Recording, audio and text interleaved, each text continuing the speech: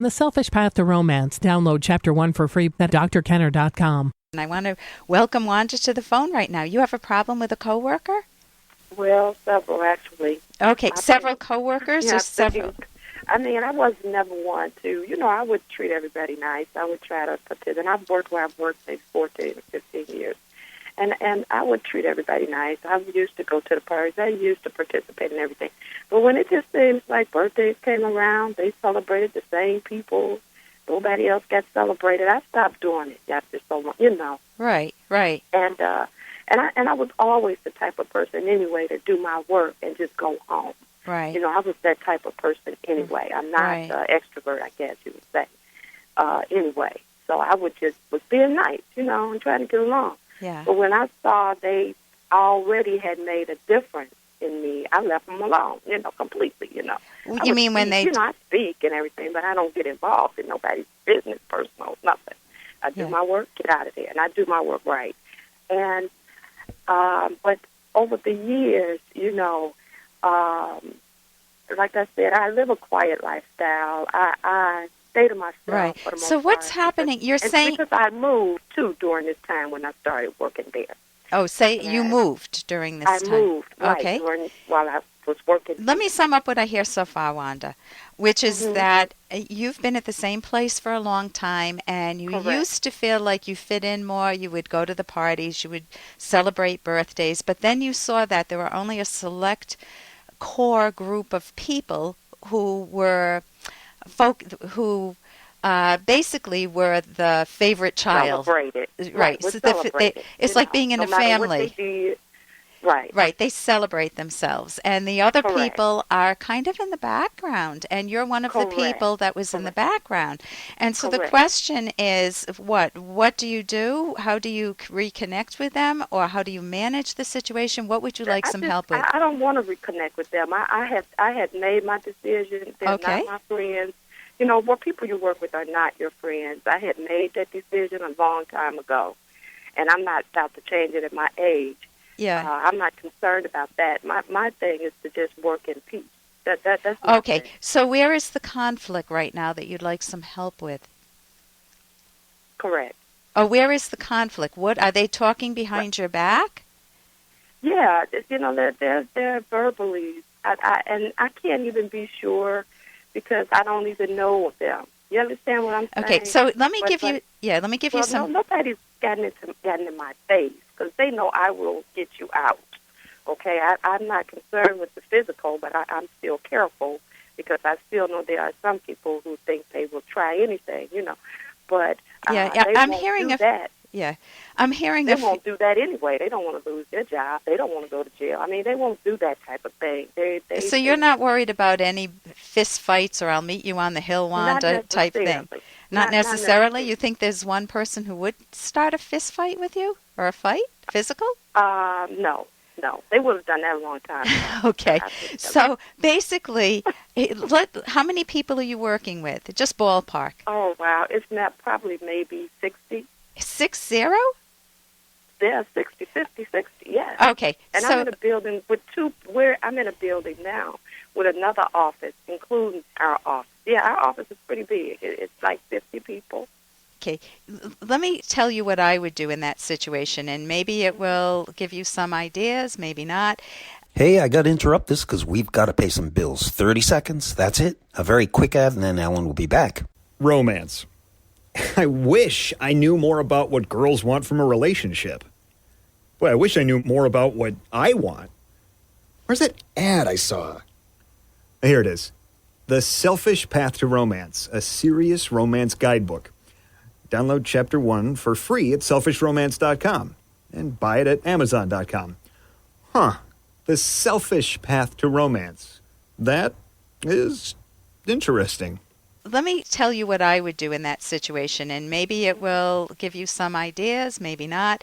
Whenever I'm with a larger group, in the past I used to be a very shy kid and I would isolate myself. You don't sound shy, and you sound like you're very forthright. You're a shoot from the hip type person. That's correct. And so you don't have the problem I had as a kid, but I needed a way to figure out how to connect with people. And when I was in a group, I would think of them as a group, meaning I thought they all thought alike. I thought they all held the same opinion of me, which was not so great because I was a shy kid. And I just felt inferior, inadequate. And so I needed some skills to be able to change that. And what I learned over the years is that really, in a group of, whether it's 5 or let's just take even 5 people, not everybody thinks alike. And I know that through therapy from people talking, that not everybody in a group thinks identically about another person. And even if they think identically, which is almost never, Never. So meaning there may be people who like you very much who would like to warm up to you in that group of 60 people. Even if there are 5 or 3 in your immediate office, there might be one of those who's a little more open to at least being cordial. The superficial things you talk about, the weather, boy, it was freezing out today, or, oh, it was so hard to get my kids on the bus today. Just small stuff, not personal stuff about your sex life or that thing, but there's a level upon which you can connect with one or two that makes your day more comfortable. So you could first, don't think of it as a glob, as a group. Think of each person as a unique individual, which they truly are. Second, that's the first thing. The second thing, Wanda, is treat yourself well. If you're assuming, like I did as a kid, that everybody thought of me the way one bully on the block thought of me, that's not fair to me, because that wasn't the case. So you want to know that your self-evaluation, assuming that it's fairly good, trumps anybody else's negative view of you. And even if you have an off day, everybody has an off day, you know yourself. If there are things you want to improve in yourself, you can. But if there are things if you know your strengths, if there are things you value in yourself, hold those in mind. And the skills that you have, the knowledge that you have to be a good friend, you can use those just to be a cordially neutral person at work. Is there one person you think you could reach out to at work that would make it just a little warmer?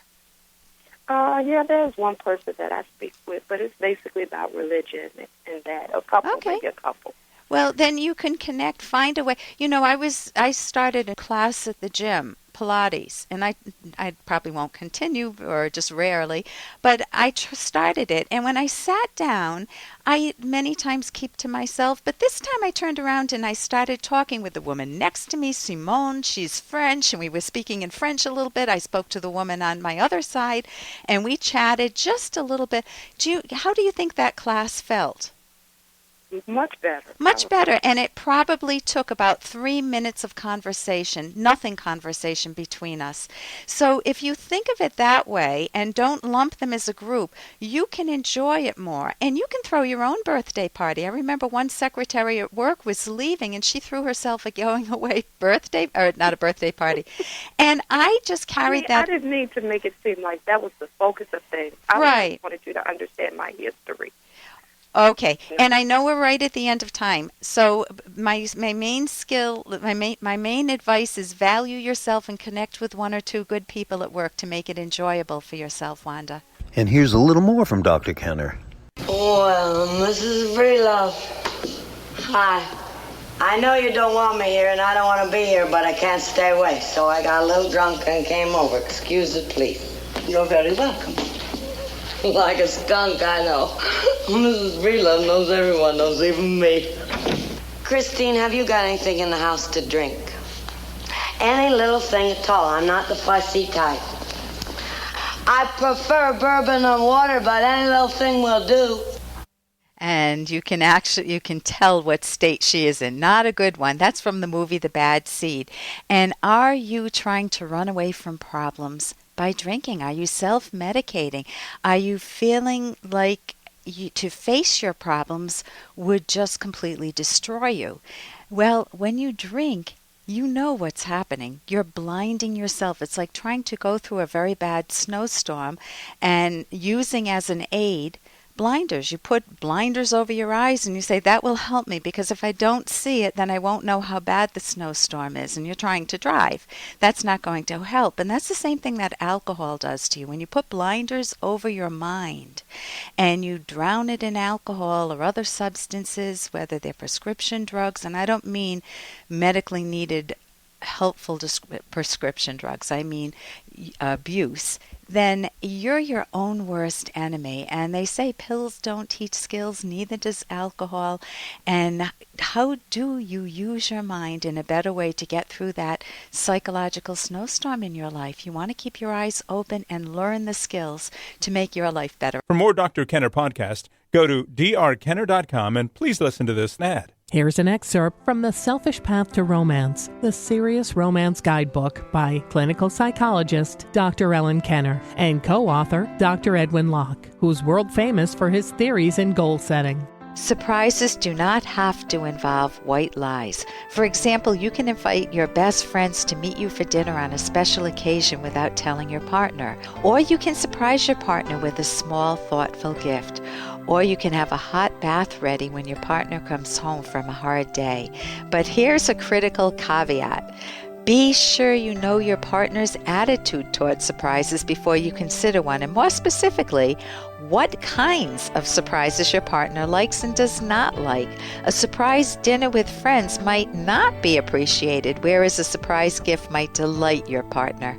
You can download Chapter 1 for free by going to drkenner.com, and you can buy The Selfish Path to Romance at amazon.com.